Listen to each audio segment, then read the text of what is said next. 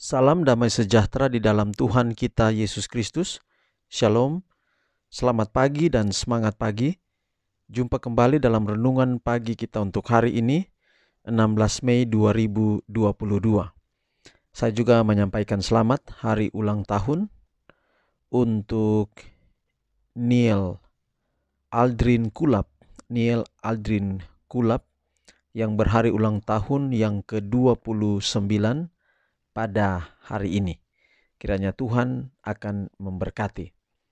Renungan pagi kita untuk hari ini 16 Mei 2022 dengan judul Pertobatan Nehemia. Pertobatan Nehemia. Sebelum kita lanjutkan, mari kita berdoa. Bapa di sorga, terima kasih Tuhan untuk kasih-Mu yang menjadi bagian kami hingga pada pagi hari ini. Pimpinan Tuhan sepanjang malam kami beristirahat dan kami dipulihkan kesehatan kami hingga di pagi ini. Kami mendapatkan kebugaran dan kesehatan ini kami mau gunakan untuk kemuliaan bagi nama-Mu. Firman Tuhan yang kami dengar biarlah dapat menjadi berkat besar dalam hidup kami. Untuk hari ini tetapi juga untuk hari-hari mendatang. Kami sudah berdoa dan alaskan doa ini serta rindu dengar firman-Mu dalam nama Yesus Tuhan dan Juru Selamat kami. Amin. Saudaraku yang kekasih, renungan pagi kita untuk hari ini 16 Mei 2022 dengan judul Pertobatan Nehemia. Dan ayat firman Tuhan kita Nehemia 9 ayat 33, tetapi engkaulah yang benar dalam segala hal yang menimpa kami, karena engkau berlaku setia dan kamilah berbuat fasik. Sekali lagi, Nehemia 9 ayat 33, tetapi engkaulah yang benar dalam segala hal yang menimpa kami, karena engkau berlaku setia dan kamilah berbuat fasik. Diliputi dengan kesusahan, Nehemia tidak dapat makan maupun minum. Ia menangis dan berkabung dalam beberapa hari. Dalam kesedihannya ia berpaling kepada penolong ilahi. Aku berdoa, katanya, ke hadirat Allah semesta langit, dengan ikhlas ia mengadakan pengakuan terhadap segala dosanya dan dosa bangsanya. Ia memohon supaya kiranya Allah menunjang pekerjaan Israel, mengembalikan keberanian dan kekuatan mereka, dan membantu mereka untuk membangun tempat-tempat yang sudah rusak di Yehuda. Ketika Nehemia berdoa, iman dan keberaniannya bertambah kuat. Mulutnya penuh dengan alasan-alasan yang kudus. Berdoa seperti Nehemia berdoa pada saat kebutuhannya adalah suatu sumber yang dimiliki oleh orang Kristen di bawah keadaan bila mana bentuk-bentuk doa yang lain mungkin mustahil.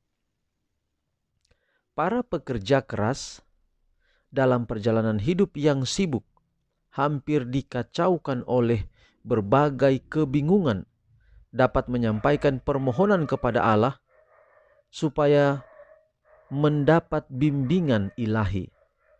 Dengan demikian, orang-orang yang mengadakan perjalanan baik di laut maupun di darat, bila mana terancam bahaya yang besar, dapat menyerahkan diri mereka sendiri kepada perlindungannya.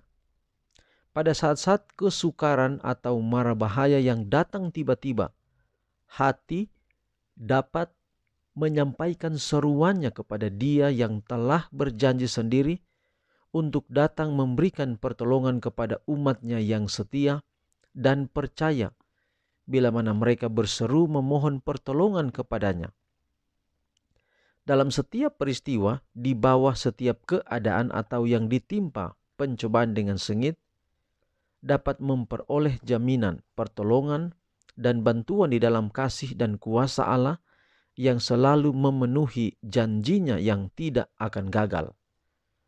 Contoh perencanaan matang yang bijaksana dan tindakan yang pasti ini haruslah menjadi suatu pelajaran bagi semua orang Kristen.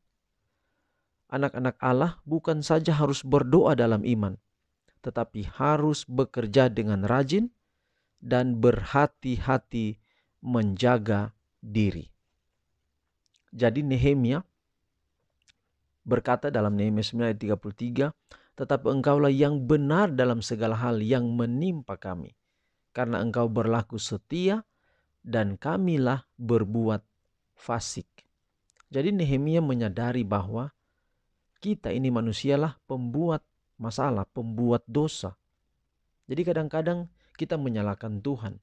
Padahal seharusnya ketika kita tahu keadaan kita tahu di sekeliling kita, bahwa semua itu menimpa kita, itu sebenarnya adalah karena kesalahan kita.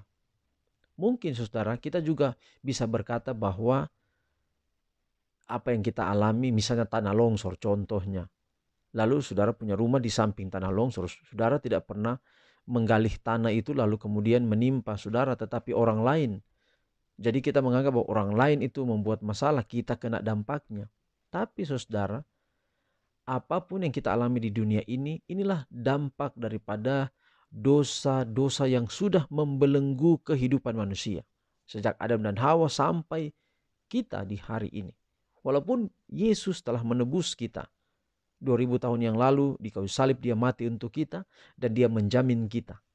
Jadi apapun kita alami, gempa bumi dan segala macam yang kemudian terjadi, bahkan kita mengalami kematian, Yesus telah jamin itu. Bukan cuma kepada kita setelah Yesus, tapi sebelum Yesus pun Yesus jamin bahwa semua duka, semua kematian kita alami itu hanya sementara. Bahkan kepada murid-muridnya dia katakan bahwa Lazarus itu sementara tidur saja. Dia cuma tidur, bahwa Yesus kebangkitan dan hidup. Semua akan teratasi. Tapi sekarang saudara-saudara, ketika kita bicara atau melihat di pihak kita, bahwa kita ini begitu berdosa, melihat semua terjadi, itu ulahnya adalah kita. Kitalah pembuat masalah, semuanya kita, oleh karena kita. Maka ini adalah bentuk pertobatan yang Nehemia tampilkan kepada kita. Kadang-kadang saudara, kita ingin cari benar. Kalau kita salah, kita tidak mau menyadari kita salah. Kita mau kita itu benar. Kita selalu benar.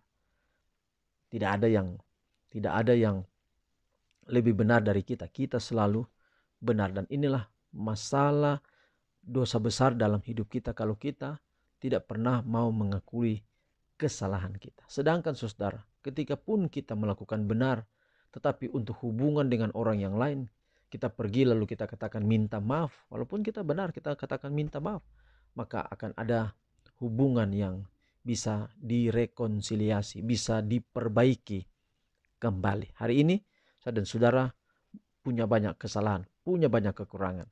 Satu hal yang firman Tuhan ajarkan hari ini, yaitu pertobatan Nehemia, adalah katakan kepada Tuhan, engkaulah yang baik. Kamilah yang berbuat fasik, kamilah penyebabnya. Hanya engkaulah yang berbuat yang terbaik dalam kehidupan kita semua. Jadi dengan demikian kita mau menunjukkan kepada Tuhan dengan sungguh-sungguh hati bahwa terima kasih semua kebaikan yang Tuhan buat untuk kami. Kalau kami buat kesalahan, Tuhan, ampunilah kami. Dan pasti saudara, itulah doa yang akan dijawab. Doa yang tidak pernah dijawab adalah doa yang tidak mau mengakui kekurangan, tidak mau mengakui kesalahan. Tapi doa yang dijawab adalah doa yang mengakui keterbatasan. Walaupun dia sudah berbuat benar, tapi selalu dia punya kerendahan hati untuk mengatakan bahwa terima kasih karena mau memaafkan saya. Hari ini saudara, mari kita bangkitkan semangat diri Yesus ada dalam diri kita.